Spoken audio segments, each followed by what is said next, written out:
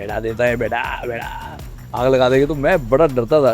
ये गणपत चल दारू ला, आई ज़्यादा थोड़ा कम, थोड़ा पानी मिला, थोड़ा टेबल वेबल साफ कर देना यार। ए गणपत चलता।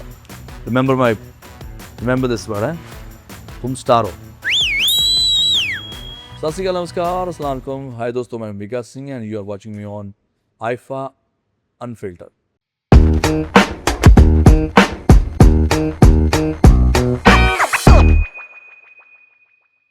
जैसे आप आज एक से वो आपको ऐसे मिक्का सिंह तो सब जानते, लेकिन इस सुपरस्टार के पीछे जो अमरीक सिंह है, हम उनके बारे में थोड़ा जानते। देखो, अमरीक सिंह मेरा शुरू से ही नाम है और अमरीक सिंह मीका। तो जैसे हम गुरु ग्रंथ साहब में एक नाम अक्षर निकलता है ना, तो उसमें ए निकला था। तो ज़्यादातर पंजाब में अमरीक को मीका पता नहीं क्यों बोलते हैं, आज तो नहीं समझ रहे। अमरीक सिंह है, उसका निकनेम मीका ही होता है। तो मेरा नाम भी अमरीक सिंह है और प्यार से घर में सारे मीका सिंह ही बोलते हैं मुझे। और जब मुझे मौका मिला कि यार मुझे कुछ करना है, तो मुझे लगता था अमरीक सिंह मीका ऐसे मेरा नाम होना चाहिए। और पहले तो उम्मीद नहीं थी मैं कुछ स्टार वार बनूंगा या मैंने कुछ आगे आना है, but I wanted to become a music director. इसलिए मैंने 50 इंस्ट्रूमेंट सीखे हैं। तो गिटार वार, drum, keyboard, tabla, dholak, flute, सारे इंस्ट्रूमेंट्स मैं प्ले करता था। और सीखे कि मुझे लगता था यार कि बड़ा म्यूजिक डायरेक्टर बनना तो आपको सारे इंस्ट्रूमेंट्स आने चाहिए। खैर, तो एक मेरे गॉड फादर हैं, हिज नेम इज़ परम खुराना। उनको शुरू से लगता था मैं कुछ बनूंगा। और मैं दिलीप भाजी के साथ काम करता था as a guitarist. I was very happy. मेरा जो शुरुआत हुई है 75 रुपीज़ से हुई है। तो मेरे लिए 75 रुपये बहुत कमाल के थे। पूरा अमीर लड़का जैसे होता है, 75 में मैं इंजॉय कर रहा था। बिकॉज महीने का 2,000, 2,500, 4,000, but I was enjoying my life. मुझे कभी रिग्रेट नहीं रहा कि मैं ये हूँ वो हूँ, कम मिल रहा है ज़्यादा मिल रहा है। मुझे एक काम करना है यार। फिर धीरे धीरे 150 रुपया हो गया। फिर दिलीप भाजी यूएसए से वापस आए। उनको भी उन्होंने ज़ीरो से अपनी शुरुआत करी। पूरा यूएसए पैसा पैसा छोड़ के वो बोलते मुझे बर्गर नहीं बेचने यार, मुझे पेट्रोल पंप पे काम नहीं करूँगा, मुझे सिंगर बनना है। तो अपने भाइयों से लड़के वो इंडिया में आ गया। इधर मैं घूम रहा था, ऐसे गिटार प्ले कर रहा था, लंबे मेरे बाल थे। उनके साथ आए तो हमारा बैंड शुरू हो गया। बैंड में मेरी फिर पेमेंट थोड़ी सी बढ़ गई, तरक्की होगी। 500 रुपीज़ हो गए, 500 से हो गया 1000। तो उसी दौरान एक जो परम खुराना जी थे, वो दिलीप पाजी के साथ भी काम करते थे। तो समहाउ जब पाजी और बड़ी कंपनी में चल गए, तो उनका शायद आपस में थोड़ा तालमेल नहीं बना। तो वो जो परम खुराना करेक्टर जो मैं बता रहा हूँ, वो मुझे मिलने आए कि यार और जहाँ मैं रहता था पूरा 1 बेडरूम था, वो पूरा अपार्टमेंट। पूरा सीढ़ियाँ वीढ़ियाँ चल के जानी पड़ती थी जहाँ वो मुझे मिलने आए थे। फुली जैसे एक होता ना चौल टाइप एक एरिया होता है। अब वो मुझे कह रहे कि यार मुझे तुम्हें साइन करना है, तो बहुत बड़ा स्टार है आने वाला। तो मैं कहा यार मुझे तो कुछ नहीं लगता स्टार वार, क्योंकि तुम्हारी दिलीप भाई से बन नहीं रही आजकल, इसलिए तुम चाहते हो मैं तुम्हारे चक्कर में आ जाऊँ, मुझे नहीं करना। खैर वो पीछे पड़ा रहा, नहीं तुझे नहीं पता यार, तू बहुत, तेरे में दम है। फिर जब मेरा एग्रीमेंट साइन हुआ, जब शुरू होने लगा कि चलो BMG क्रेसेंडो, यहाँ पे सुरेश थॉमस सर ने मुझे साइन किया। और मैंने कहा ठीक है, एक शर्त है, मेरा नाम होना चाहिए अमरीक सिंह मीका। अच्छा, मुझे सिर्फ 100-200 लोग जानते होंगे, लेकिन होता है जब आपको 100-200 जानते हैं तो आपको लगता है यार पूरा एरिया तुम्हें जानता है। वो कहते नहीं, डाकू लगता है, और पॉलिटिशियन थोड़ी। तो मीका सिंह, मीका सिंह, मैं मीका सिंह भी तो डाकू लगता है, गब्बर सिंह, मीका सिंह। तो बोलते नहीं, मीका सिंह। तो ऐसे मेरा उन्होंने अमरीक सिंह से मीका सिंह नाम जो करा, और वो आपके सामने ही है। तो खैर, thanks to Dilip ji and वो परम खुराना जी जो मुझे मिले लाइफ के अंदर, जिनको लगता था मैं सुपरस्टार बनूंगा, मुझे नहीं लगता था। बट उन्होंने ये नाम रखा कि भाई तुम अमरीक सिंह मीका नहीं चलेगा, मीका सिंह। आपका बचपन किस तरह से बीता और कहाँ बीता? मेरा बचपन भी बहुत ही कमाल का बीता। और पंजाब में वैसे मैं दुर्गापुर में पैदा हुआ हूँ, बंगाल में। मैंने सुना है कि जो बंगाल के लोग थे बड़े टैलेंटेड होते हैं, R.D. बर्मन, कुमार सानू, किशोर कुमार, मीका सिंह, अरिजीत सिंह, ये सारे बंगाल के, श्रेया घोषाल, ऐसे मैंने सुना है। मैं नहीं मानता कि मैं बहुत टैलेंटेड हूँ, बट लकीली मैं दुर्गापुर में पैदा हुआ हूँ, but brought up in Punjab. तो वहाँ थोड़ा सा मैं ज़्यादा मैं पढ़ा लिखा तो हूँ नहीं। तो मैं जब बड़ी मुश्किल से फर्स्ट से मैं फोर्थ में गया हूँ, तो मेरे जो स्कूल वाले थे, मैं बहुत इंटेलिजेंट बच्चा था, कवाली वाली गाता था, गाने गाता था, तो हर बार उनको एनुअल फंक्शन पे कोई ना कोई मैं एक अवार्ड लेके आता था स्कूल के लिए। तो स्कूल वाले बड़े खुश थे, वो बोलते तो इससे एक्टिंग करवा दें यार, ये एक्टर अच्छा है। उन्होंने बोला एक गरीबों की दुनिया एक स्किट है, उसमें तुमने एक्टिंग करनी है। कर दी मैंने, रोना धोना जैसे होता है। तो मेरे डैडी वहाँ देखने चल गए कि ये कर क्या रहा है गधा, इसको मैं इतनी मुश्किल से मैं पढ़ा रहा हूँ, मैं किसान हूँ, मैं इतनी मेहनत करता हूँ, तो ये गरीब क्यों बन रहा है। वो बोलते आज के बाद तुमने स्कूल नहीं जाना। तो मेरा स्कूल का नाम था गुरु नानक देव पब्लिक स्कूल। उनकी प्रिंसिपल, उनकी सारी टीचर्स घर पे आ गई कि आप प्लीज़, ये बच्चा बहुत इंटेलिजेंट है, आप इसकी पढ़ाई रुक। कहते नहीं, मैं जब इतनी मेहनत कर रहा हूँ उसके लिए, ये फिर साला गरीब क्यों बनता है जाके। अगर ये गरीब बनने आया तो मुझे नहीं पढ़ाई करनी। तो उन्होंने मुझे कहा आज के बाद तूने पढ़ना नहीं, क्योंकि तू गरीब बनने जाता। ठीक है भाई, नहीं पढ़ेंगे तो शायद अमीर बन जाएंगे। तो मैं 5th तक पहुंचा, 5th क्लास फेल्ड। वहाँ से मैं मूव हो गया पंजाब से दिल्ली, क्योंकि मुझे लगा कि वहीं पे जाके हम गिटार वार प्ले करेंगे। तो थोड़ा जब मैं 12-13 साल का हुआ तो पापा ने कहा तुम दिल्ली शिफ्ट हो जा बेटा, और वहाँ जाके अच्छा नाम कमा एज ए गिटारिस्ट। वहाँ जाके मैं कहीं पे गिटार खरीदने गया, वहाँ गिटार बजा रहा हूँ। वहाँ कोई एक बंदा आया, कहते यार बहुत इंटेलिजेंट, बहुत अच्छा गिटारिस्ट है यार, तू कुछ करता है क्यों नहीं, क्या करता है। मैं कुछ नहीं, मैं गिटार बजाता हूँ। तो पढ़ाई, मैं जी 5th क्लास फेल, छोड़ दी मैंने पढ़ाई। अच्छा फिर पढ़ना चाहोगे। मैं क्या, अब तो मैं साला इतना बड़ा बच्चा मैं हो गया हूँ, फिर मैं जाके वहाँ पे थोड़ी जाऊँगा, ट्राई तो करो कहते। तो वो प्रिंसिपल थे, आरडी पब्लिक स्कूल उनका एक जगह है दिल्ली में, सुल्तानपुरी। तो चलो, वो बेचारे मुझे किराया भी दे रहे हैं, मैं बस का किराया भी मुझे मिल रहा है पढ़ाई करने के लिए। उनको लगता है ये बंदा बहुत बड़ा बनेगा, इसको पढ़ाना हमने। तो आरडी पब्लिक स्कूल में मैं चला गया पढ़ने के लिए, और उन्होंने मुझे 4th क्लास में बिठा दिया। 4th क्लास में इतना बड़ा बच्चा वहाँ बैठा हूँ मैं। तो वो बेचारे क्या बोल रहे हैं, क्या लिख रहे हैं, मुझे तो यही बहुत गलत लग रहा है कि मुझे यहाँ बिठाया क्यों है।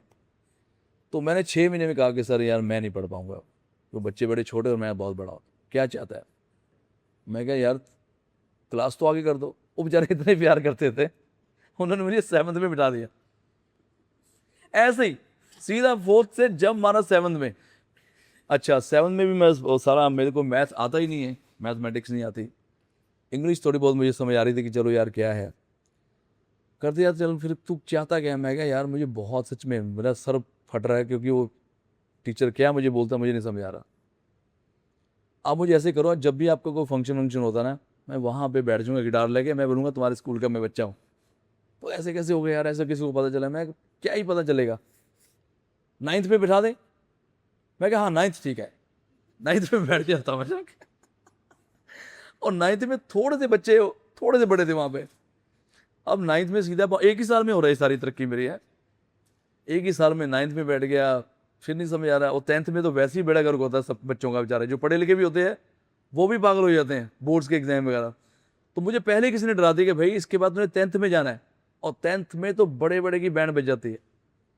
फिर मैंने हाथ ही जोड़ दिया, मैं कैसे करूँ, आप मुझे टीचर रख लो अपने स्कूल में, आपके बच्चों को मैं म्यूजिक सिखाता रहूँगा। अब जरा स्टूडेंट से मैं टीचर बन गया हूँ। सारे गामा पासा निसा सानी दा मादा, और तबला सिखाना, गिटार सिखाना, जो मेरे लिए बड़ा इजी था। तो ऐसी मेरी लाइफ बहुत ही, ये मेरा बचपना था 12-13 साल का, जिससे भी मैं दिल्ली में आया हूँ। 14 साल का हो तो अभी काम करना, मम्मी कहती कोई कुछ तो काम कर, क्या करेगा, ना तू पढ़ रहा है, देखो फ्री में पढ़ाई मिल रही तो वो भी नहीं तूने करी। तो मैं कहा चलो मैं कोई काम ढूंढता हूँ जाके।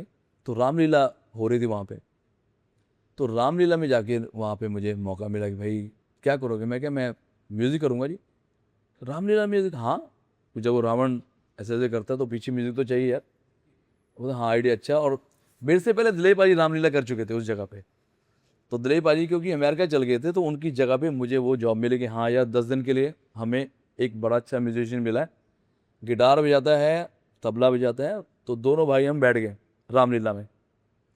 अब रामलीला में मुझे, जब वो ब्रेक होता है ना, बीच में एक ब्रेक होता है रामलीला में, तो उस पर मैं, सामने गर्ल्स मुझे सुंदर लड़कियां नजर आई, मैं अब आशिकी का गाना बजाता था, टन टन टन टन टन टन। तो सारे इंप्रेस होते थे, मतलब वो जो 5 मिनट के लिए तालियां वालियां बजती थी, उससे रावण को, बाकी सबको बड़ा गुस्सा आता था कि यार ये सारा अलग ही छारा बना। तो मेरे से जो बड़ा भाई, वो बेचारा तबले पे था। तो उसको मैंने बोला कि जब मैं तेको बोलता हूँ, वो मुझसे बड़ा था वो, तभी तू करेगा। कहता तू मत मुझे बताएगा मुझे। मैं कहता मैं ही बताऊंगा क्योंकि मैं टैलेंटेड हूँ और ये मैंने यहाँ पे जॉब पकड़ी है, तूने नहीं पकड़ी।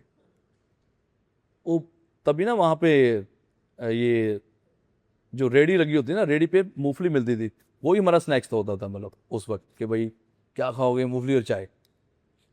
वो खा के बेचारा सो गया मेरा भाई। तो वहाँ एक सीन आता है रामलीला में, जब रामचंद्र जी धनुष तोड़ देते हैं, सीता जी का स्वयंवर होता है, तो परशुराम वहाँ पे आते हैं। परशुराम उनका बहुत बड़ा नाम है, अगर आप देखेंगे बहुत सारे लोगों को पता होगा। वो बहुत शक्तिशाली थे, रामचंद्र जी से भी ज़्यादा शक्तिशाली थे। सर एक वो ही थे जो वो धनुष तोड़ सकते थे। उन्होंने आगे बहुत कहर मचाया कि किसने ऐसा अपराध किया, सीता से नाता जोड़ा है, ये डायलॉग है। इस पे तबला बजाना था उसको, सीता से नाता जोड़ा है। वो बेचारा ने इतनी जोर से पैर मारा, और जो मेरा भाई है वो कराटे मार रहा है, तो उसने पंजाबी गाली दी, ਇਹਨੂੰ ਕਿੱਥੋਂ ਪੜ ਕੇ ਲਿਆਂਦਾ ਬੇਵਕੂਫ ਨੂੰ। ਉਹ परशुराम जी बोल रहे हैं, ਇਹ ਬੇਵਕੂਫ ਨੂੰ ਕਿੱਥੋਂ ਚੱਕ ਕੇ ਲਿਆਂਦਾ ਨੂੰ, कदा था किसने ऐसा अपराध किया, फिर मैं बजा रहा हूँ सीता से नाता जोड़ा है। तो ये हमारा बचपना जो रहा ना, माइंड ब्लोइंग। उसके बाद जागरण में चल गए, फिर जागरण में बजाते रहे, फिर ऑर्केस्ट्रा शुरू हुआ। और ऑर्केस्ट्रा एक ऐसा टाइम था जब 16-17 ईयर्स ओल्ड का मैं था, तो वहाँ पे ये जुम्मा जुम्मा गाना बड़ा चला था, तम्मा तम्मा। तो जब भी हम प्ले करते थे गिटार ऑर्केस्ट्रा में, उसमें एक ब्रेक होता था, यही वो डांसर आती थी जुम्मा चुम्मा, ये गाने गाती थी तम्मा तम्मा, उसके बीच में हम जाके पूरा पकौड़े वड़े उड़ा के आते थे पूरे, कि फटाफट खा लो उसके बाद एक। तो ये जो इन्जॉय हमने करा ना, शायद ये उसी का नतीजा है। बिकॉज आजकल जो भी लड़के या सिंगर्स आ रहे हैं, उनको ये चीज़ उनके अंदर मिसिंग है। तो हमने तो घाट घाट का पानी पिया, इसलिए मतलब बहुत रेयर होता है कि हमारे शो पे या दिलीप बाजी के शो पे भी किसी ने जूता फेंक दिया, पत्थर फेंक दिया, कभी सुनोगे नहीं ऐसा। उसका रीज़न है वी नो हाउ टू उनको कंट्रोल कैसे करना है, क्योंकि यहाँ से सीधा यहाँ पे आया। चुरी डायरेक्शन। सर जब आपको म्यूजिक में आपका इंटरेस्ट आया, उस टाइम पे आपके यंग टाइम पे कौन आपके फेवरेट सिंगर थे? जब मेरी अरमा ही है उससे पहले, जब आपका इंटरेस्ट म्यूजिक में जागा इन्हीं से। हाँ फेवरेट आर्टिस्ट तो यार बहुत है एक्चुअली ना। मेरा जो जब मैंने गिटार शुरू करी पंजाब में, तो पंजाब में जो एक ऑर्केस्ट्रा था उसका नाम था दी मॉब। दी मॉब तो फुल फॉर्म था मनोरंजन ऑर्केस्ट्रा बजी पठाना। तो वहाँ जाके मैं म्यूज़िक सीखता था बड़ा, और उनको देखता था ये क्या इतना अच्छा ऑर्केस्ट्रा है यार। वहीं से मैंने स्पेनिश गिटार सीखी, ड्रम वगैरह उनके साथ रह के मैंने सीखा। उसी वक्त आई थिंक 87 में काफ़ी सारे जैसे माइकल जैक्सन के गाने या क्वीन का आया था वांट टू ब्रेक फ्री, तो ये गाने हम पिंड में सुन रहे जाके गांव में। और जो मनोरंजन मॉब ऑर्केस्ट्रा वो गाने बजा रहा है।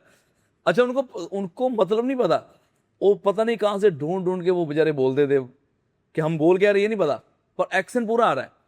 तो जब एक्सेंट आता था ऑडियंस को लगता है ये बहुत पढ़े लिखे यार, क्योंकि जितने विलेजर है ना उनको पहनना वही है, नाइकी के शूज़ पहनेंगे, फुल टिप टॉप रहेंगे वो, लेकिन होंगे बेचारे पूरे पेंड वो। तो उस वक्त वो गाना बजा रहा है I want to break free, ये नहीं पता क्या बोल रहा है। I want to break free, I want to break free from July and ऐसे बोल रहे हैं। Sex and part and I need you, I got to break free. तो उस टाइम पे एक तरफ ये चल रहा था, उसी बैंड में एक बंदा था जो मोहम्मद रफ़ी साहब का बहुत बड़ा फ़ैन था, वो सिर्फ रफ़ी साहब के गाने गाता था। तो वहाँ से रफ़ी साहब का पता चला, किशोर दा, आर डी बर्मन। तो ऑल टाइम फेवरेट तो मेरे आर डी बर्मन साहब ही है, एंड फिर सेकंड नंबर पे कल्याण जी आनंद जी हैं, और पप्पी दा। तो ये ऑर्केस्ट्रा का जो टाइम था सर, हाँ। उस टाइम का आपका कोई ऐसा फेवरेट सॉन्ग अगर आप लाते सुना दें इनमें 2 लाइनें तो? अरे बहुत सारे गाने थे यार। अब एक तो मैंने इंग्लिश सुनाया, दो हिंदी में जैसे था ये वाला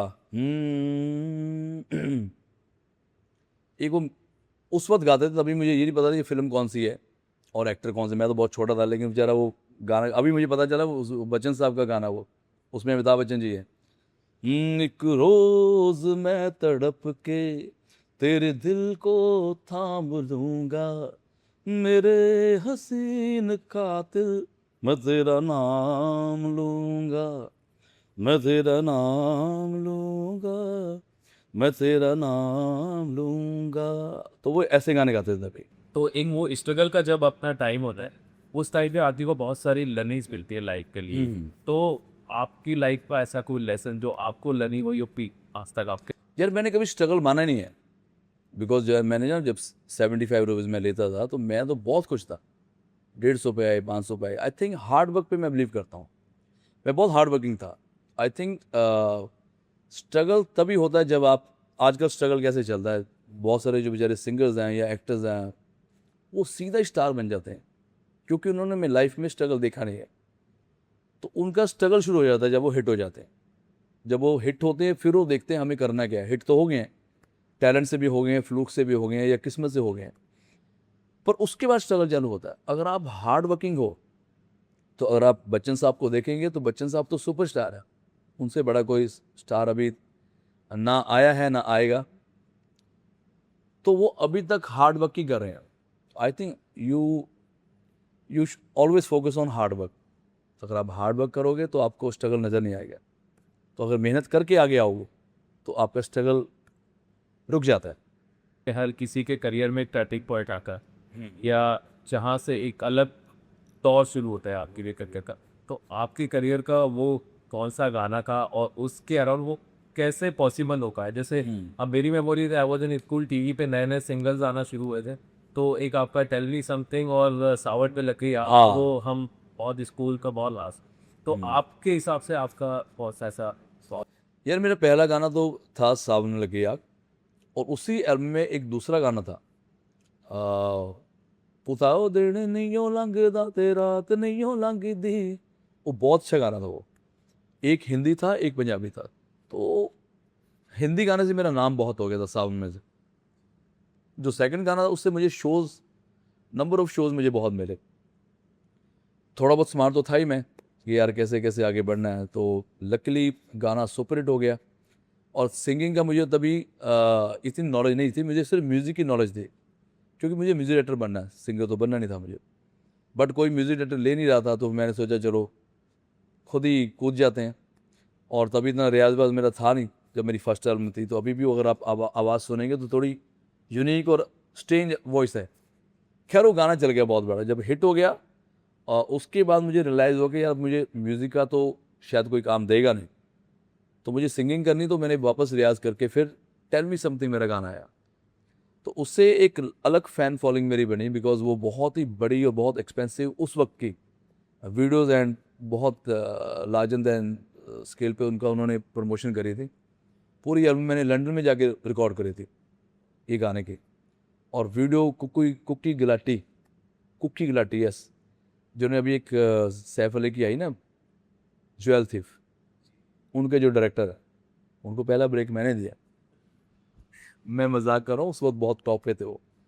और सावन लगी आग जब गाना मेरा आया उसका जो एडिट चल रहा था, एडिट किया था फरहान अख्तर ने। सो ऐसे बहुत सारी लाइफ के अंदर चीज़ें जुड़ती हैं। तो तब से लेके मुझे लगा जो मेरा टर्निंग पॉइंट था वो सावन था। देन फिर 5 साल बाद समथिंग आया। फिर 2006 में एक बहुत बड़ा सिक्सर लगा था, वो था गणपत। उसमें मेरा बॉलीवुड में पूरी पूरी एंट्री हो गई। कोई ऐसा सॉन्ग अभी तक आपके करियर में जो आपने लिखा है, कंपोज किया है, गाया है और रिलीज ना हुआ? नहीं, ऐसा कोई गाना मैंने बनाया नहीं यार। मेरी पहली कंपोजिशन थी दिलीप पाजी के साथ, डर दी रब रब।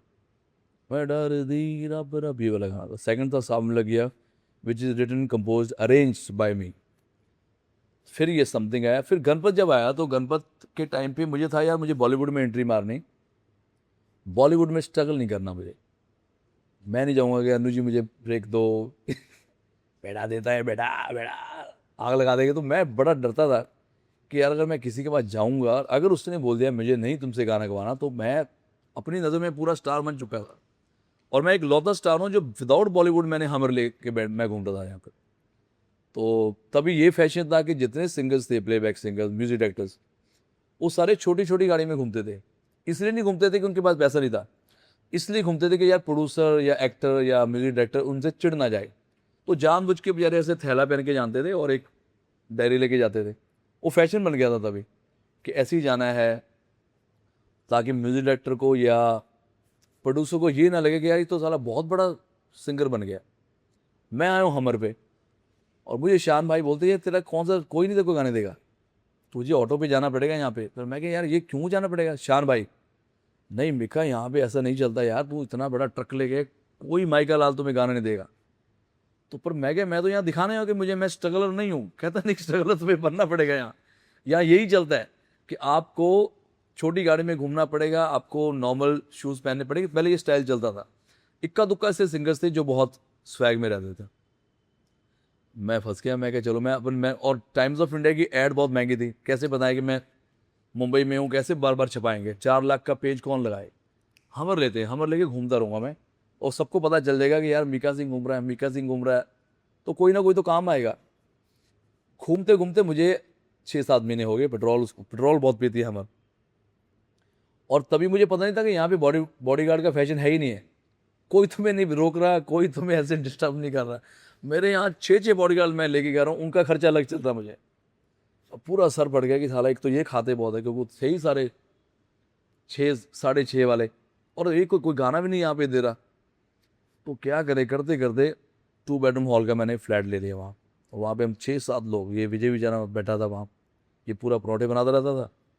बॉडीगार्ड वहाँ बैठे हैं, 2 बेडरूम में बैठे हैं, नीचे हमर खड़ी कर दी मैंने, और घुमाता रहा। घुमाते घुमाते मैं ऑलिव में गया था, तो फुल बॉडीगार्ड। आज तो सारे बच्चे बेचारे कॉपी कर रहे हैं, उनको कईयों को तो थ्रेट भी आ रही, कहीं को नहीं भी आ रही।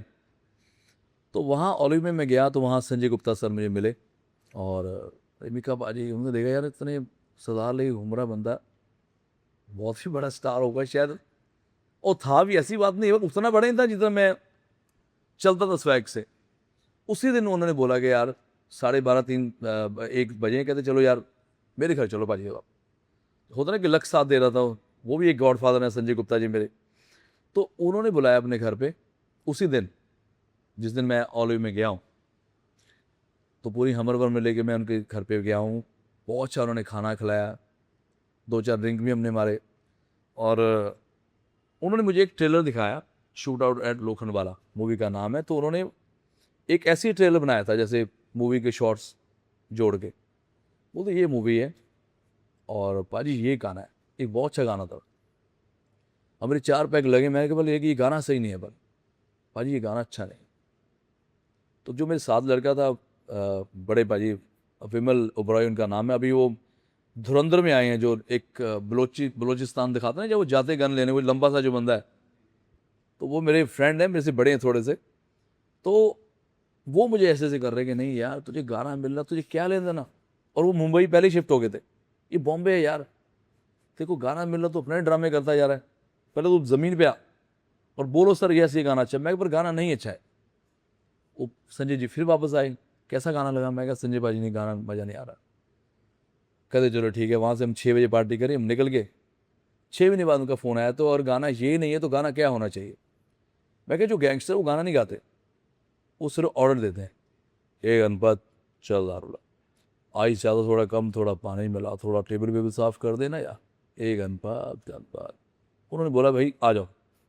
तो मुंबई में आया, यहाँ जाके मैं जहाँ शूट आउट हुआ है ना, वहाँ जा रहा हूँ पूरी इंस्पिरेशन लेने की, यहाँ हुआ आगे गाना कैसे लिखना है। खैर वो गाना बहुत ही कमाल का बन गया, जो कि मैंने लिखा भी, कंपोज भी करा। और मुझे याद है यहाँ पे स्पेक्टर हारमोनी स्टूडियो था, तो वहाँ पे हमारे ये पूरा गाना रिकॉर्ड हो रहा था। अपूर्वा लाके वहीं पे थे। तो मुझे ये नहीं पता था मुंबई का स्टाइल क्या है, कि मुंबई में ज़्यादा हवाबाजी नहीं करनी। तो मैंने अपूर्वा जी को पूछा आप क्या खाएंगे, कहते पाजी जो मर्जी खिला दो। तो मैंने बड़े मियाँ से खाना मंगाया। तो बाद में पता चला कि प्रोड्यूसर से हम खाना खाना चाहिए हमें, मैं अपने खाना खाता जा बाद में पता चला कि यहाँ स्टाइल है कि भाई प्रोड्यूसर को बोल दो हमने ये खाना है, मैं पूरा खाना वाना वहाँ खा रहा हूँ। खैर गाना जब बना, इसके लिए मैं इसलिए बता रहा हूँ कि मेरी लाइफ के लिए सबसे बड़ा गाना वो क्यों था, और क्यों मैंने रैप करा। क्योंकि समहाउ मेरी और हिमेश की टोन आपस में टकराती है, उनका नाक और मेरा नाक दोनों आपस में टकरा जाते हैं। तो मुझे ये था कि अगर मैंने कोई गाना गा दिया तो लोग सोचेंगे हिमेश रेशमिया में है, तो मुझे अपनी अलग पहचान बनानी मुंबई में। फिर भी देखे जाएंगे गेम में आगे कौन या पीछे कौन है। अभी तो वो इतना बड़ा सुपरस्टार है वो, और वो लोग बोलेंगे ये भी ऐसे ही गा रहा है, तो मैं घर पर गाऊंगा, और ताकि मेरी आवाज़ जैसे मैं बोलता हूँ तो उसकी भी पहचान होनी चाहिए। तो वो इतना बड़ा गाना हिट हुआ कि मैं आई वॉज वेरी हैप्पी कि मुझे ये जो आईफा अवार्ड मेरा नहीं, लेकिन आईफा अवार्ड में मेरा नॉमिनेशन आया था as a writer, as a composer, as a singer. और मेरे साथ जावेद अख्तर साहब, उनका नाम एज ए राइटर में आया था। तो मुझे बहुत, और प्रीतम दा का आया था म्यूजिक डायरेक्टर में। एक तरफ म्यूजिक डायरेक्टर मैं हूँ और 5 टॉप 5 होते हैं आई गेस। तो मेरे लिए बहुत बड़ी बात थी कि यार मैंने गाना बनाया, लिखा, और वो आईफा ने वो यादें मेरी अभी तक जुड़ी है। का सॉन्ग जो मिक्का सिंह की पर्सनालिटी को बताता है। नहीं, एक्चुअली हर साल ना मेरा गाने जो है, मेरे गाने एक जैसे नहीं कभी बने। तो लकीली मैं प्रीतम दा के साथ मैंने बहुत काम किया है, और हर बारी मेरे गाने अलग आए हैं। कि जैसे तेनू मैं लव करदा, तो अगेन ये 5 साल बाद ये गाना आया। तो 2007 में मौजा मौजा आया, फिर 2012 में ये गाना बहुत बड़ा हिट हुआ, जिसके अंदर अलग से मेरी फ़ैन फॉलोइंग, स्पेशली जो गर्ल्स में मेरी फ़ैन फॉलोइंग बहुत ज़्यादा बड़ी इस गाने को लेके। और ये गाना अलग है बिल्कुल ही। तो मेरे कभी भी गाने एक जैसे नहीं हैं, मेरे गाने ही हमेशा अलग अलग है। कहीं जुम्मे की रात है बिल्कुल सलमान भाई के लिए, कहीं शाहिद कपूर के लिए मौजा मौजा है, ये अक्षय कुमार भाई के लिए सुबह होने ना दें, जॉन इब्राहिम। तो मैं बड़ा लकी रहा हूँ कि मेरे को गाने अलग जॉनर के मिले, मुझे एक स्टाइल का गाना कभी नहीं मिला। तो आई कैनॉट से कि मीका जिसमें नज़र आता है, मीका पहला सिंगर है जो रेडियो पे आपके दिखाई देता है। लोग टीवी पे दिखाई देते हैं, मैं रेडियो पे आपको दिखाई देता हूँ कि ये मीका सिंह ने गाना गाया होगा। तो टच वुड, मेरे जितने प्यारे प्यारे म्यूजिक डायरेक्टर्स हैं, थैंक्स टू देम कि उन्होंने बहुत अच्छे अच्छे गाने गवाए मुझे। इंडस्ट्री का कोई ऐसा रूल है, अनब्रिटन रूल, जो किसके बारे में बाद में होती है, जो न्यू कवर्स आते हैं इंडस्ट्री, हाँ उन्हें उस बारे में पता नहीं, आप कहना। यार, जैसे मैं आया हूँ 2006 में, तो लकीली मैंने ना ये सारे रूल तोड़े थे आगे, कि ज़रूरी नहीं कि आप तो उसका बेनिफिट बहुत सारे अभी न्यू कमर्स को हो रहा है। आज ये स्टाइल है, आज कोई भी बंदा, कोई भी सिंगर म्यूजिक डायरेक्टर्स के पीछे नहीं जाता, प्रोड्यूसर्स के पीछे नहीं जाता, वो अपनी मेहनत कर रहा है। तो मेरा यही था कि जब मैं यहाँ पे आया हूँ, मैं फुल अपना लोडेड आया था, पूरा पैसे कमा के दबा के, और क्योंकि मुझे शोज़ करने का बहुत शौक था। तो न्यू कमर्स को मैं यही बोलना चाहूँगा कि शोज़ जब आप करते हो तो ये मत सोचो कि आपको शादी के शो मिल रहे हैं, या जागरण में नहीं गाऊंगा, या मैं बर्थडे पे नहीं गाऊंगा। आपको गाना है और आपको सक्सेसफुल बनना है। तो जब आप सक्सेसफुल हो जाते हो फिर आप हिट भी हो सकते हो। लोग उल्टा चलते हैं, सबसे पहले वो स्ट्रगल करते रहते हैं हिट होने के लिए, काम नहीं करना, हिट होना है। तो आई गेस सबसे पहले आप काम करो। और बहुत सारे बड़े बड़े लेजेंड्स भी हैं, बेचारे बोलते हैं नौकरी नहीं करनी, ज़रूर करनी नौकरी, बिजनेस करना। अरे भाई, जब तक तुम्हारे पास 4 पैसे नहीं आएंगे तो बिजनेस कहाँ से करोगे तुम? तो सबसे पहले अगर तुम्हें अच्छी जॉब मिलती है, जॉब करो, जॉब से पैसे जोड़ो। बड़े बड़े लोगों को आप वहीं से मिल लोगे, या जो भी आपका एक बॉस होगा वो खुद अपने आप में बहुत बड़ा एक बॉस होगा, जहाँ पे आपको सारे लोग बड़े बड़े मिलेंगे। तो हमेशा आप काम को मना मत करो, और काम से आगे काम बढ़ता है। तो इस बिजनेस में सर्वाइव करने का फंडा। हाँ, इस बिजनेस में एक्चुअली मैं ये नहीं बोलूँगा सिर्फ म्यूज़िक इंडस्ट्री, आई थिंक पूरी बॉलीवुड इंडस्ट्री में, इतना तो मैं बोल ही सकता हूँ यार, सबको सिखा सकता हूँ कि आपको 5 चीज़ें देखनी हैं। सबसे पहले आपको काम मिलना बहुत ज़रूरी है। कोई भी काम, जैसे आप एक्टिंग करना चाहते हो या सिंगिंग करना चाहते हो, सबसे पहले गाना आपको कहाँ गाना है ये फ़र्क नहीं पड़ता, चाहे रेस्टोरेंट में गाओ या जहाँ मर्जी गाओ। दूसरा, आपको कोशिश करनी है कि गाना हिट होना चाहिए। हिट होने के बाद ये नहीं है कि आप अमीर हो जाओगे, हिट होने के बाद उल्टा स्ट्रगल चालू हो जाता है कि पता नहीं चलता क्या करना है। उसके बाद आपको, हिट के बाद आपको सक्सेसफुल होना है, सक्सेसफुल के बाद आपको फेमस होना है, फेमस के बाद आपको रईस होना है। ये 5 जो चीज़ें अलग है। लोग बेचारे गाना गाते हैं, उनको ये नहीं पता हिट कैसे होना। फिर जो हिट हो जाते हैं उनको ये नहीं पता। बहुत सारे जैसे सिंगर, जैसे एक लेजेंड सिंगर थे, लेजेंडरी सिंगर, उनका नाम मुझे नाम नहीं याद आ रहा। उनका गाना था जी करदा भी जी करदा तेन कोल बिठा, किसी को पता ही नहीं गाना किसका है ना। वो तेन काला चश्मा जचदा ये कौन सिंगर है आपको नहीं पता। आपको न्यू वर्जन शायद पता होगा कि बादशाह ने गाया या नेहा कक्कड़ ने गाया, ओरिजिनल सिंगर कौन है पता ही नहीं किसी को। तो इसलिए ज़रूरी नहीं कि आपका गाना हिट हो जाए और आपको लोग पहचाने। हिट के बाद आता है सक्सेसफुल, के बाद आता है फेमस, फेमस के बाद आता है रिच। तो वो तभी होगा अगर आप ये अपना दिमाग सही रखें। सबसे पहले जब बेचारा सिंगर हिट होता है तो वो दारू पीनी शुरू हो जाता है, तो वो फ्री में भी गाने लगता है ड्रिंक के लिए, कि बस जहाँ 1 घंटा गाना वो 4 घंटे गाएगा। तो ये चीज़ें बहुत ज़रूरी है कि आप अपने आप को, हाँ, आप एंजॉय करो। मैं भी कभी कभी ड्रिंक मारता हूँ। मैं बहुत ज़्यादा प्रोफेशनल हुआ कि मुझे लगता था कि यार ड्रिंक कर लो और स्टेज पे जाके बोलो ये सॉरी गाइस मेरा आज गला ख़राब है। हम क्यों बोले ऐसे यार? हमने क्यों करी ड्रिंक? हमने आइस डाल के पानी क्यों पिया? ऐसा क्यों करा? तो मुझे लगता है कि आपको फुल प्रोफेशनल होना चाहिए इस अपने काम के अंदर, कि यार आज मैं उतना ही खाऊं, उतना ही अचार खाऊं, कल मेरा शो है। तो आजकल लोग क्या करते हैं, दुबई जाते हैं पहले शॉपिंग करने चल जाते हैं, शो के बारे में नहीं कोई ध्यान देता। बहुत रेयर अच्छे सिंगर्स हैं जो साउंड चेक पे जाते हैं, पूरा ध्यान देते हैं। तो अच्छा सक्सेसफुल होने के लिए आपको ये सारी चीज़ें बहुत ज़रूरी है करना। सर ऐसा कभी कोई मोमेंट आएगी जिससे आप इंडस्ट्री की अगर आप बात करें, इंडस्ट्रीज का, तो कभी हमें उम्मीद होती है कि ये आदमी हमारे साथ, मेरे साथ खड़ा रहेगा चाहे जैसा भी मोमेंट है, लेकिन वो आदमी हमारे साथ नहीं, ये आपने बिल्कुल सही बात बोली है। इससे हमने उम्मीद नहीं करी है, लेकिन वो हमारे साथ खड़ा, इससे उम्मीद करेगी वो नहीं, तो वो ऐसा कोई एक्सपीरियंस? हाँ, ये बात बिल्कुल सही है कि आपको इंडस्ट्री में बहुत होता है कि यार एक उम्मीद होती है एक इंसान से कि यार जब भी कुछ प्रॉब्लम हो ये इंसान हमारे साथ खड़ा रहेगा। वो इंसान मैं खुद हूँ, मिका सिंह। उस पूरी इंडस्ट्री को पता है कोई बड़े से बड़ा सुपरस्टार होगा, अगर उनको ज़रूरत पड़ेगी तो एक इंसान खड़ा होगा, वो मैं हूँ। और मैं लाइफ में बहुत अकेला हूँ यार, सच में बहुत अकेला हूँ, लेकिन अकेला ही काफ़ी हूँ। Sir what really and truly makes you happy? Happy, मैं बहुत खुश रहता हूँ। स्पेशली जब मैं अपने फार्म पे जाता हूँ तो मेरे साथ बहुत सारे प्यारे प्यारे मेरे दोस्त हैं, घोड़े हैं, डॉग्स हैं। अभी तो ये गर्मी चल रही है तो बहुत सारे स्नेक्स भी निकल के आएंगे, सांप बहुत सारे होंगे। तो मैं जब भी वहाँ जाता हूँ मुझे बहुत अच्छा लगता है। और वहाँ पे 24 घंटे कीर्तन भी होता है, मंदिर भी है मेरे फार्म हाउस पे। तो मैं जब भी अपना पागलपन ठीक करने जाता हूँ तो वहाँ जाके मैं ठीक हो जाता हूँ। जब आप मुंबई आते हो तो मुंबई आपको सोने नहीं देगा, चैन नहीं लेने देता।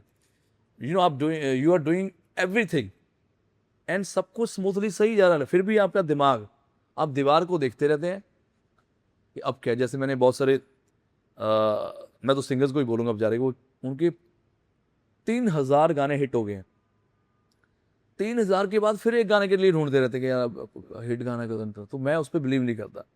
मैं कहता हूँ कि आप एक गाना गाओ 30 साल तक लोगों को याद रहे, 20 साल तक याद है। तो इसीलिए आप देखो 2007 में मौजा आया था, आज 20 साल हो गए। गणपत है, सुबह होने वाले, जुम्मे की रात, पुंगी, फिर लेटेस्ट मैंने अपनी तो जैसे तैसे 2-4 रिमिक्स भी गाए हैं, आंख मारे, लेटेस्ट पुष्पा। तो आई थिंक गाना ऐसा हो कि लोग आपको गाने से पहचाने, याद रखें। बार बार काम ढूंढना नहीं होता, जो काम चल रहा है आप 75% 80% मेहनत करो, 20% जस्ट लीव ऑन, भगवान पे छोड़ दो यार, वो भी तो कुछ करेगा। ये बहुत ज़रूरी है। सोशल मीडिया पे तो बहुत फैन फॉलोइंग है, जिस तरह से लोग चाहते हैं, जनरली जो कॉमन आपका फैंस होते हैं वो सोशल मीडिया या मीडिया की थ्रू ही आर्टिस्ट को जानते हैं। हाँ, लेकर तो सब कुछ बहुत अच्छा अच्छा लगता है, लेकिन बिहाइंड द बार एक लाइक ध्यान बहुत लगता है, नियर वर्क होता है। मैं अपनी केयर खुद ही करता हूँ। मैं पूरी दुनिया की केयर करता हूँ। बिकॉज या तो कई बार इसमें बोल सकते हैं कि यार लक होगा या डेस्टिनी होगी कि भगवान ने मुझे बहुत स्ट्रांग बनाया। आई एम वेरी स्ट्रांग गाय। कोई बड़े से बड़ा धमाका, बम फटाका हो जाए, कॉन्ट्रोवर्सी हो जाए, मैं I know how to handle. बाकी तो लोग भाग ही जाते हैं बेचारे, छुपते रहते हैं।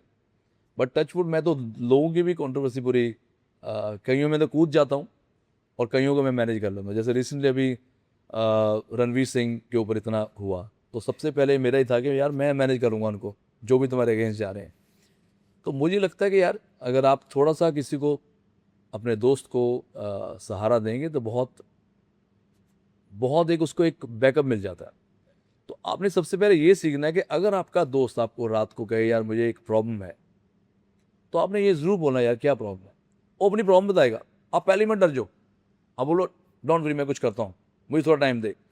आप यकीन माना कि 200% काम उसका वैसे ही हो जाएगा आपके बिना ही। लेकिन आप पहले ही ना कर देते तो यार ओहो ये है, तो बेचारे का बेड़ा गर्क हो जाता। तो मैंने लाइफ में यही सीखा है, कोई अगर बम ब्लास्ट करके भी आ जाएगा ना कहीं से, स्पेशली कहीं और कंट्री से, तो मुझे बोलेगा मुझे बचा ले, मैं बोलूँगा हुआ क्या है, डोंट वरी मैं कुछ करता हूँ। तो ये एक लाइफ के अंदर आप मंत्र याद कर लो कि भाई जब भी आप किसी की दोस्त को मुसीबत होती है, आप पहला वर्ड बोलो कि डोंट वरी, मुझे बताओ प्रॉब्लम क्या है, अच्छा मैं कुछ करता हूँ। सीधा ही मना मत कर दे या ये क्या हो गया, वो क्या हो गया, आई कांट डू, ऐसा नहीं। तो जब अगर आपके 2-3 घंटे वैसे ही निकल जाते हैं, वो इंसान का काम हो जाता है। आपने इंडस्ट्री को बहुत अलग तरह से देखा है। पहले रिकॉर्ड्स बिकते थे, फिर कैसेट्स आई, फिर सीडीज आई, और आज अभी डिजिटल का दौर है जहाँ आप उसपे सुन लेना। तो आपको इस सब दौर में से कौन सा दौर सबसे ज्यादा एक्साइट कर रहा है, अभी का या जो कैसेट का था या सीडी का था? देखो वो भी दौर बड़ा कमाल का था, वो तो माइंड ब्लोइंग था यार कि आप रातों रात स्टार बन जाते हैं। और तभी क्या, एक म्यूज़िक कंपनी बहुत सपोर्ट करती थी आर्टिस्ट को, और उसमें म्यूज़िक कंपनी का कोई दोष नहीं है जो आजकल नहीं प्रमोट करे। उस वक्त उनको आर्टिस्ट में बहुत दम लगता था। जैसे मैंने आपको बोला कि जो मेरे मैनेजर मुझे जो मैनेज करने आए, वो वहाँ 4th फ्लोर पे चढ़ के हैं जहाँ पे लिफ्ट भी नहीं थी, और बहुत ही गैंगस्टर वाला मेरा एरिया था जहाँ मुझे वो बेचारे साइन करने आए। पर उनको नज़र आया। आजकल हमें पता है कि शी और he is very talented, but we are not promoting, we are not ready to put money कि भाई ये हमें पता है ये बहुत बंदे में दम है, अच्छा परफॉर्मर है, गुड लुकिंग है, लेकिन अंदर से उनको आवाज़ ही नहीं आती कि स्टार बनेगा। तो पहले ये बहुत था। जब दिलीप पाजी भी आए तो जो कंपनी थी मैग्ना साउंड, तो दिलीप पाजी ऑडिशन देने गए थे, तो उसके सारे बहुत सारे वहाँ सिंगर्स थे, सबकी ऑडिशन होगी, इन्हीं की नहीं हुई। तो रात के 9:30 बजे तो शशि गोपाल बहुत बड़े एक कंपनी के मालिक रहे हो, मैग्ना साउंड। अभी तो बच्चों को पता नहीं होगा, लेकिन मैग्ना साउंड में नंबर 1 सिंगर्स थे, जैसे अदनान सामी से लेके आशा जी, सभी बड़े बड़े सिंगर्स उसमें आए हैं। तो बोलते यार अब तो 9:30 हो गए, क्या है? कहते जी एक सरदार जी बैठे बाहर। तो शशि गोपाल क्या बोल रहा है, अंदर बैठा पूरा उसका प्रेजेंटेशन स्वीट में बैठा है, ही इज द स्टार। देखा ही नहीं उसने, बुलाओ सरदार जी को, वो स्टार है बंदा, दिखाओ। Yes what's your name? तो पाजी ऐसे खड़े हैं, मेरा नाम दिलीप है, रिमेंबर दिस वर्ड है, तुम स्टार हो और तुम्हें अमिताभ बच्चन फ़ोन करेगा। वो ऐसा बोलता था जैसे जोशी बोल रहा है। उनका गाना आ गया तारा, और वाकई में ही अमिताभ बच्चन साहब ने उनको फ़ोन करा। तो ये जो सिक्स सेंस उन कंपनीज में उस दौर में था, आजकल वो है ही नहीं। सो कैसेट्स वाला दौर एक अलग। कैसे तो और दौर मज़ेदार दौर था। और उस वक्त क्या होता कि एक पॉप सिंगर जो था वो बहुत बड़ा था, प्लेबैक सिंगर से। तो फिर बॉलीवुड ने क्या अच्छा करा कि जो भी पॉप सिंगर बड़ा बनता था उसको वो बॉलीवुड में लेके आ जाते थे, तो उसको वो फिर बॉलीवुड का ही सिंगर बना दिया उन्होंने। सर अभी एआई का एक बहुत वो मैं बांटते हैं, सॉन्ग्स भी बन रहे हैं, म्यूजिक भी बन रहा है, तो एआई गा भी रहा है। आपने कभी कोई एक्सपेरिमेंट किया है? अरे मुझे तो मज़ा आएगा AI आ जाए। देखो मैं तो शोज़ करने वाला हूँ, अगर मेरी वैसे ही मेरे AI है। जैसे मेरे ये गाना है, ओ अखां दे कटोरे सूरमा बटोरे, ओ मैं तो ये लुट गया, ये गाना मैंने गाना था। समहाउ मैं बिजी था, तो और जब पाजी ने गाया इन्होंने, सलीम ने, तो वो साउंड मेरा ही कर रहा है। तो मैं जब भी शो पे जाता हूँ मैं अपने प्रोफाइल भेजता हूँ कि मेरा गाना है, वो सामने वाला मान जाता है, उसने यूट्यूब पे थोड़ी देखना है, उसने बोला मीका सिंह बोल रहा है, इसी का गाना होगा। तो अभी फिर एक गाना वो आया था अपना, ये नकाश अजीज, नकाश, ये सारे गाने जितने गाता है, ए बेटा ये मेरा अड्डा, तो ऐसे लग रहा है मैं ही गा रहा हूँ। मैं उल्टा खुश होता, अच्छी बात है ना, मैं चेन्नई गया हूँ फ्लाइट लेके, ना मैंने कुछ करा है, ये बंदा मेरे गाने गा रहा है। और मैं प्रोफाइल में फिर बोलता हूँ, एक तो गंदी बात मेरा गाना है, दूसरा साड़ी के बोल सा, ये नकाश ने गाया है, लोग लगता है मैंने गाया है। मैं भी बोलता नहीं हूँ कि उसने गाया है, मैं अपने गाने हिट लिखता हूँ कि उसके अंदर ये भी मेरा गाना है। सॉरी नकाश भाई। तो अगर AI आ गया, इससे बढ़िया कोई बात नहीं है यार, आप बैठे रहो, वो मेरी आवाज़ में गाना गा रहा है। इंडिया में या इंटरनेशनली ऐसा कोई न्यू आर्टिस्ट है जो आपको अच्छा लगता है कि अच्छा कर रहा है आगे करेगा? यार आगे जाने वाला तो कोई नहीं लग रहा, बट ऐसा नहीं वो पीछे भी जाएंगे, बट वो एक अलग सी अभी भेड़ चाल चल रही है कि कंपटीशन सारे सिंगर से कर रहे हैं। तो मुझे होता है कि ये नहीं यार, अपना हमारा किसी से कंपटीशन नहीं होना चाहिए, हर बंदे की अपनी एक पहचान है, अपना एक स्टाइल है। तो अभी आगे जाना टिकने वाला तो कोई मामला नहीं, क्योंकि अभी क्या हो रहा है कि गाना आता है और सुपर हिट हो जाता है, और वो सिंगर भी सुपर हिट हो जाता है, उसके फैन फॉलोइंग भी ज़बरदस्त हो जाती है, व्यूज से लेके हर चीज़, लेकिन वो 2 महीने में गायब हो जाता है, तो कोई टिक ही नहीं पा रहा। तो रेयर हैं जो अच्छे अच्छे सिंगर जो टिक पा रहे हों। बाकी पंजाबी तो हमारे हैं ही छाए हुए सारे, दिलजीत छाया हुआ है, करण औजला है, एपी डिलन है, और इधर से हमारे सोनू जी छाए हुए हैं, अपने Udit ji, sir sir sir sir sir sir sir sir Kumar Sanu साहब। तो ये दोनों एक दो चीज़ें हैं, एक तरफ प्लेबैक सिंगर्स हैं, वो भी वापस उन्होंने एंट्री मार दी भाई, बहुत ज़्यादा पैसा चार्ज करे उदित जी लव यू। और इधर हमारे पॉप पॉप सिंगर्स हैं, तो कुछ सिंगर्स अच्छे हैं जो हम श्योर के वो सस्टेन करेंगे। देयर इज सोशल मीडिया से टाइम बेसिकली। आपको क्या लगता है कि टैलेंट इम्पोर्टेंट है या सिर्फ लोग सोशल मीडिया और जी, दोनों चीज़ें बहुत ज़रूरी है, सोशल मीडिया भी बहुत ज़रूरी है, बिकॉज बहुत सारे बेचारे टैलेंटेड ऐसे सिंगर हैं जो सोशल मीडिया पे आते ही नहीं, उनको लगता नहीं मैं बस गा गा के आगे चढ़ जाऊँगा, नहीं, आपको दोनों चीज़ें मैनेज करनी बहुत ज़रूरी है। और अगर आपका गाना सोशल मीडिया पे चल जाता है तो वाई नॉट। तो आज की डेट में जैसे इंस्टाग्राम आ गया या फेसबुक आया, इसने हर आम इंसान को सुपरस्टार बना दिया है। सुपरस्टार को तो छोड़ दो, तुम्हें ही हक का पूरा, अपनी फ़ोटो खींच, तुम्हारी 4 बंदे तुम्हें लाइक कर रहे हैं, जहाँ बजी खड़ा समुंदर में खड़ा, तो इससे बढ़िया लाइफ क्या होगी। तो बहुत सारे जो हमारे बच्चे हैं बेचारे जो लोखंड में घूमते रहते हैं, जिनको स्टार बनना है, उनको मैं बार बार बोलता हूँ यार इससे बढ़िया लाइफ क्या है? आप डांस करो, डालो यार, इंस्टा पे डालो और आपके लाइक्स आ रहे हैं, गाना गाओ, तो बहुत सारे ऐसे शर्मिंदा से रहेंगे। I think this is the best time कि हर इंसान स्टार है।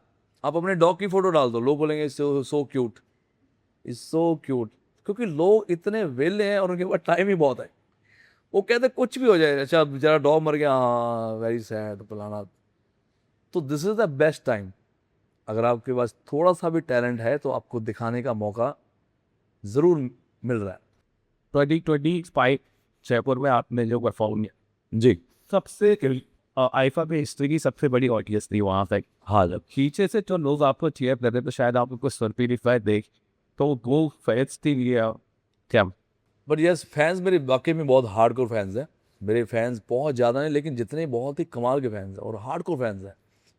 तो मुझे याद है जब मैं जयपुर में परफॉर्म कर रहा था, तो मैं एक थोड़ा सा स्मार्ट या चालू सिंगर हूँ, मुझे पता है कि वहाँ बोलना क्या है। बहुत सारे सिंगर्स को पता नहीं होता कि बोलना क्या होता है। तो मुझे पता है अगर मैं जयपुर में जा रहा हूँ तो वहाँ पे की जो ऑडियंस है उनको खमा गनी बोलना बहुत ज़रूरी है, राम राम सा, तो आधा तो आप वहीं जीत जाते हो उनको। तो ज़्यादातर जो सिंगर्स हैं उनका एक ही होता है कि हम बस ऐसी हेलो हाय बोले, गुड इवनिंग वही करके भाग जाते हैं। मुझे होता है कि अगर मैं जिस ऑडियंस में जा रहा हूँ, जिस स्टेट में जा रहा हूँ, आई थिंक अगर गुजरात में जाओ केम चो तो खुश हो जाते हैं, मुंबई आओ कसा का है, खुश हो जाते हैं। तो उस वक्त मुझे ये था कि यार अभी तक सभी लोगों ने परफॉर्म किया वहाँ पे, और ज़्यादातर डांसर के साथ ही परफॉर्मेंस होती है सबकी। तो मुझे फाड़ना इस बार as a dancer, as a performer, मुझे बताना कि मैं सच में, अगर आप लोगों को बोलता हूँ I am the best, I am the बाप of Hindi pop, I am, तो वो मेरे लिए एक बहुत बड़ी जगह थी कि यार इतने सालों बाद मैं जयपुर में आईफा के लिए परफॉर्म कर रहा हूँ। परफॉर्मर मतलब ये नहीं कि जो एक प्लेबैक सिंगिंग होती है जैसे श्रेया जी या सोनू जी करते हैं, एक प्रॉपर पॉप सिंगिंग वाला जो परफॉर्मेंस होती है, ये परफॉर्मर होता है। तो मैं कि सारे बच्चों ने परफॉर्म कर लिया यार, तो अभी मुझे करना है, तो मुझे फाड़ना है। तो उस दिन बहुत ही कमाल का वेदर था, एटमॉस्फेयर था, बहुत प्यारे फैंस थे। तो हमने पूरा, जो मेरा मेडले भी आप देखो तो पूरा डांसिंग वाला मेडले था मेरा, एक से एक हिट गाने मैंने इसमें डाले हैं, कोई भी गाना मैंने बोरियत वाला या सैड सॉन्ग नहीं डाला। तो that's why thanks to my fans कि इतना मुझे 28-27 साल से बर्दाश्त कर रहे हैं, प्यार कर रहे हैं। Love you. आईफा की भी एक जर्नी रही है आप। जी, बॉबी पाजी, लव यू पाजी। चलो बॉबी जी से शुरू करते हैं। बॉबी देओल जी, पाजी सत श्रीकाल। जो जब जब दिलीप पाजी का गाना आया तारा रारा और डरती रब रब, तब वो पूरे सुपरस्टार बन चुके थे, मतलब इंडिया के सबसे बड़े सुपरस्टार, पहले पॉप सिंगर जिन्होंने पॉप म्यूजिक शुरू करा, ही इज़ द लेजेंड। तो मुझे याद है धर्मेंद्र पाजी ने उनको बुलाया था कि यार बॉबी की शादी है। तो पहली बार कॉल आया धर्म पाजी का, दिलेर में धर्मेंद्र बोल रहे हैं। तो पाजी को लगा नहीं, ये धर्मेंद्र नहीं हो सकता, कहते सच्ची में बोल रहे हैं, तो ਤੁਸੀਂ ਮੇਰੇ ਮੁੰਡੇ ਦੇ ਵਿਆਹ ਤੇ परफॉर्म करना है, बॉबी का ਵਿਆਹ है। तो पाजी परेशान हो गए यार, मतलब पागल हो गए कि धर्मेंद्र पाजी हमारे जो लेजेंड, उन्होंने फ़ोन करा है। तो हम सारे आए, और मुझे याद है मैं पहली बार धर्म पाजी को मिला, उन्होंने बहुत प्यार से ऐसे पंच करा। मैं आई वॉज वेरी यंग, वही 14-15 के आसपास में होऊंगा। तो तभी मुझे बॉबी देओल की शादी थी, और मुझे याद है हमने इतनी रौनक लगाई। मैं आज भी बॉबी पाजी ने बोलता कि पाजी, I use to play guitar that time by the वे।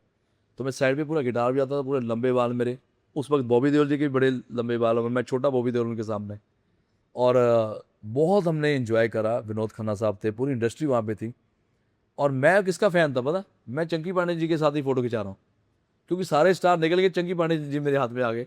और मैं इतनी फ़ोटो खिंचा रहा हूँ पूरा ऐसा, मेरे को मैं ढूंढ के दूंगा आपके पास इसमें इंटरव्यू में अगर वो फ़ोटो मिल जाए। तो उनका गाना आया था, मैं तेरा तोता तू मेरी मैना, तो मैं गाँव से तब से उनका फ़ैन हूँ चंकी पांडे का। तो मैं उनके साथ इतनी फ़ोटो हमने खिंचाई। ये मेरी यादगार है बॉबी बाजी के साथ, कि पूरी रात 4 घंटे हमने परफॉर्म करा है। सो लव यू बॉबी बाजी। सनी पाजी, एनम जी और बॉबी सर के साथ ब्रेकफास्ट सेशन। हाँ 2014 13-14 होगा उनकी, ये यमला पगला, यमला पगला। जी जी जी करेक्ट। तो मैं सीधा उनको मिला था 97 में शादी में, उसके बाद मिल नहीं पाए, मुलाकात नहीं हुई।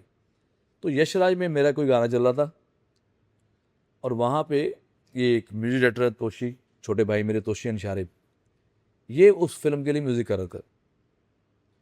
तो मैं वैसे ही गया, तो मैंने देखा एक लैंड क्रूज़र खड़ी है, तो मैंने कहा, ये गाड़ी किन की? तो वो सनी देओल, सनी पाजी की चल रही है। मैं, सनी पाजी के अंदर रिकॉर्डिंग चल रही है? अच्छा, मैं ऐसे जैसे मेरी बुआ का बेटा है, मेरे ताया जी का बेटा है, सनी पाजी अंदर है, जानता नहीं हूं मैं उनको इतना। सीधा 97 से ये 2014 सीधा अंदर घुस गया मैं। सत श्री अकाल पाजी, सत श्री अकाल भाई, बारी पहना की अच्छा बैठ, मैं क्या बैठ यार, मैं कोई चाय वाय ला दो यार, कोई चाय मंगा दो। की चल रहे हैं? मैं, भाई तुझे रिकॉर्डिंग कर रहे हो? हाँ यार, ये मेरी मूवी आ रही है जमला पगला दीवाना, ते तोशी म्यूजिक कर रहे हैं। भाई वेयर इज माई सॉन्ग, मेरा गाना कहाँ है? और वाकई में मैं, ऐसा नहीं कि मैं उनके साथ मजाक कर रहा हूँ, मैं सीरियस हूँ कि मेरी बुआ का बेटा, मेरे बड़े पाजी, मेरा गाना कहाँ है? तोशी तो इनका कोई तूने गाना नहीं रखा यार? तोशी देख रहा है कि गाना तो है ही नहीं कोई इनका। हाँ हाँ भाई, आप कहते हो तो है एक गाने, ते मैं गवाना यार रिकॉर्डिंग करो। मैं तो कद फ्री है भाई? मैं फ्री है यार, कल गा दूंगा आके मैं थे। है तोशी? हाँ भाई।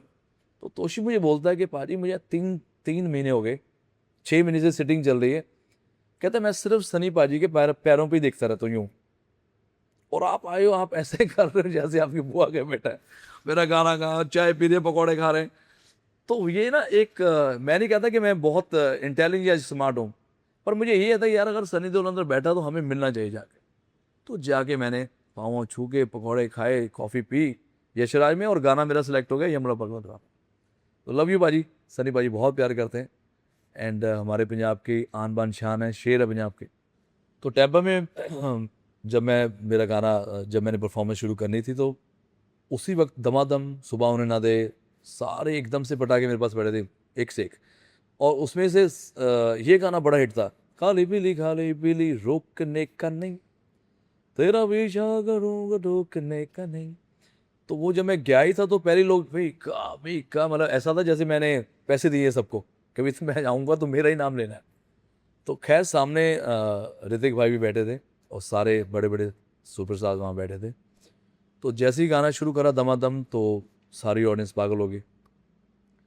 और करते करते जब ये गाना आया, खाली पीली, तो मैंने देखा कोई प्लानिंग नहीं थी, यूं आया ऋतिक रोशन इतना हैंडसम, हमारा ग्रीक गॉड, सीधा स्टेज पे आके वो डांस करने लगे, और लोगों को लगा हमने प्लान किया हुआ पूरा। तो पूरा वो गाना पे उन्होंने परफॉर्मेंस दी, तो थैंक यू ऋतिक। और सबको लगा था कि शायद ऐसा प्लान है कि मैं जब गाऊंगा तो ऋतिक गाएंगे। तो वो शो मेरा माइंड ब्लोइंग शो था, अभी तक मुझे याद है, और पूरा ओपन में था ये पूरा, टैंपा पे। तो वाईफाई के लिए एक पैसे से आईफा के लिए मैं हाँ, आईफा के लिए मैं यही बोलूँगा कि मैं जब मैं 2006 में पहली बार आईफा के लिए गया था, और मेरा नॉमिनेशन हुआ था as a music director, writer and composer, मैं बहुत ही पागल हो गया था कि यार मुझे सच में इन्होंने बुलाया है। बिकॉज बचपन से जब से आईफा आया, तो हर एक सिंगर की, हर एक सुपरस्टार की, हर एक सेलिब्रिटी की एक तमन्ना होती है, एक विश होती है कि हमें आईफा अवार्ड में जाना है। बहुत सारे लोग तो बेचारे तालियां मारने भी चल जाते हैं, तो वो भी मौका नहीं हम छोड़ते। अगर आईफा बोलेगा जाके ऑडियंस में तालियां मारो, तो मैं रेडी हूँ, बिकॉज आईफा का क्रेज़ ही अलग है। एक पहला इंडियन इतना बड़ा अवार्ड है पूरे वर्ल्ड में, जो कि पूरे वर्ल्ड से दुनिया ऑडियंस उसको देखने आती है उस अवार्ड को, तो उसमें मेरी नॉमिनेशन हुई। मुझे याद है कि जब मैं दिल्ली से जा रहा था फ्लाइट में, तो मैं बहुत एक्साइटेड, मेरा दोस्त वहाँ बैठा है, बहुत एक्साइटेड कि यार हम आईफा में जा रहे हैं यार, कपड़े क्या पहने, क्या होगा क्या होगा, इतना एक्साइटमेंट थी। तो मुझे याद है उस फ्लाइट में अमिताभ बच्चन साहब, अभिषेक बच्चन जी, 2007 की बात आई गेस, जो थाईलैंड में हुआ था, ऐश्वर्या राय एंड जया जी। तो मैं वो जो मेरा मंजर था, मैंने पहली बार इतना बड़ा स्टारडम किसी का देखा था कि वो जब 4 एयरपोर्ट पे आए थे, पूरा एयरपोर्ट बंद हो गया था, पूरा दिल्ली एयरपोर्ट ऐसे सर वो 4 यूं जा रहे थे और लोग यूं देखते जा रहे थे। मैंने लाइफ में, अभी मेरे गूज़बम्प हो रहे हैं, मैंने पहली बार देखा कि इतनी स्टारडम मैंने किसी सुपरस्टार के नहीं देखे कि एयरपोर्ट पे ऐसा जलवा होता हो। आजकल तो चलो बहुत सारा पीआर आप कर सकते हो, कोई कैमरा वैमरा नहीं है, लेकिन दुनिया कह रही हो वो जा रहे हैं, क्योंकि चारों एक साथ जा रहे थे ऐसे। और उस फ्लाइट में हमने बैठना, हम तो कह रहे हैं पहले ये पूरा पूरा ये निकल जाए तूफान।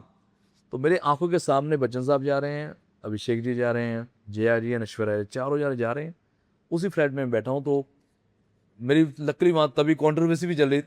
मुझे याद है जया जी ने बोला तो थोड़ा स्माइल दी उनको, मेरे गाने उनको वही याद आ रहा होगा, तो मैंने ये जो कर दिया।